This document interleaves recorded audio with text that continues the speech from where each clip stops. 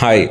ജിതു മാധവൻ എഴുതി ചിദംബരം സംവിധാനം ചെയ്ത ബാലൻ സിനിമ കണ്ടു. ഇതിനു മുന്നേ സംവിധാനം ചെയ്ത ജാനമൻ, മഞ്ഞുമൽ ബോയ്സ്. 2024 ഏറ്റവും കൂടുതൽ കളക്ഷൻ നേടിയ മലയാളത്തിലെ മൂവിയായിരുന്നു മഞ്ഞുമൽ ബോയ്സ്. ആ മഞ്ഞുമൽ ബോയ്സ് എനിക്കത്ര വർക്കൗട്ടായിരുന്നില്ല. വൺ ടൈം കാണാം, അങ്ങനെയാണ് എനിക്ക് ഫീൽ ചെയ്തത്. എന്നാൽ ബാലനിലേക്ക് വരുമ്പോൾ അത്ര പോലും എനിക്ക് വർക്കൗട്ടായിട്ടില്ല.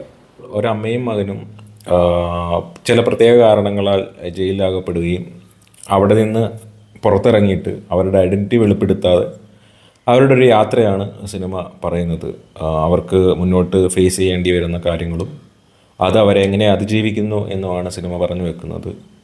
ആദ്യ പകുതിയിൽ പറഞ്ഞു പോകുമ്പോൾ നമ്മളെ ഇമോഷണലി കുറച്ച് അറ്റാച്ച്ഡ് ആക്കി, ഇമോഷണലി കുറച്ചൊക്കെ കണക്ട് ചെയ്ത് ഒരു ആദ്യ പകുതി നമ്മളെ മുഷിപ്പില്ലാതെ കൊണ്ടെത്തിക്കും.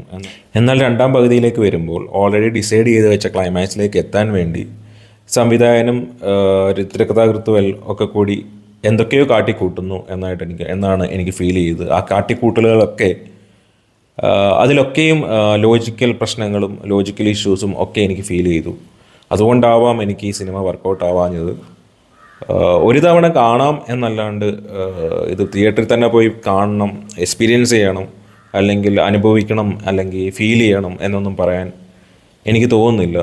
എസ്പെഷ്യലി സെക്കൻഡ് ഹാഫിലാണ് ശരിക്കും മനുഷ്യരെ മുഷിപ്പിച്ച് കളഞ്ഞത്. ലോജിക്കലി അല്ലാത്ത കാര്യങ്ങൾ കാണിച്ചും എങ്ങനെയെങ്കിലും ഈ ക്ലൈമാക്സിലേക്ക് എത്തിക്കുക എന്നുള്ള ഒരു ചിന്ത വെച്ച് എഴുതിയതായിട്ടാണ് എനിക്ക് ഫീൽ ചെയ്തത്. പിന്നെ ഇതിൽ ആദ്യ പകുതിയിൽ കാണിക്കുന്ന കുറച്ച് കാര്യങ്ങൾ, ആ കുട്ടിക്ക് നേരിട്ട് വരുന്ന പ്രശ്നങ്ങൾ, ആ കുട്ടി അനുഭവിക്കുന്ന ട്രോമ, അതൊക്കെ നമ്മളെയും ഫീൽ ചെയ്യും. അതൊക്കെ നല്ല ജെന്യൂനായിട്ട് എടുത്തു വെച്ചിട്ടുണ്ട്. മേക്കിംഗ് വൈസ് പ്രശ്നങ്ങളൊന്നും എനിക്ക് തോന്നിയില്ല. ഇതിൽ മെയിനായിട്ടുള്ള പ്രശ്നം തോന്നിയത് ഈ ലോജിക്കൽ പ്രശ്നമാണ്. ടോട്ടലി നമ്മളെ സിനിമയിൽ നിന്ന് ഡിറ്റാച്ച്ഡ് ആക്കി കളയും. എനിക്കറിയില്ല, ഞാൻ എൻ്റെ അഭിപ്രായമാണ് പറയുന്നത്. ടോട്ടലി സിനിമയിൽ നിന്ന് ഡിറ്റാച്ച്ഡ് ആക്കി കളയും. ഇത് തിയേറ്ററിൽ പോയി കാണാൻ തക്കതായിട്ട് എന്തെങ്കിലും സ്പെഷ്യലായിട്ട് ഈ സിനിമയിലുള്ളതായിട്ട് എനിക്ക് ഫീൽ ചെയ്യുന്നില്ല.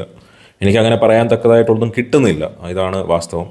ഒരു വീക്കെൻഡിൽ ഒരു സിനിമ കാണാൻ പോകാം എന്നുള്ള രീതിയിൽ പോയി കാണാനാണെങ്കിൽ ഓക്കെ, പോയി കാണാം. ഒരു 2 മണിക്കൂർ 20 മിനിറ്റ് അടുത്തോളം സിനിമയുണ്ട്, പോയി കാണാം.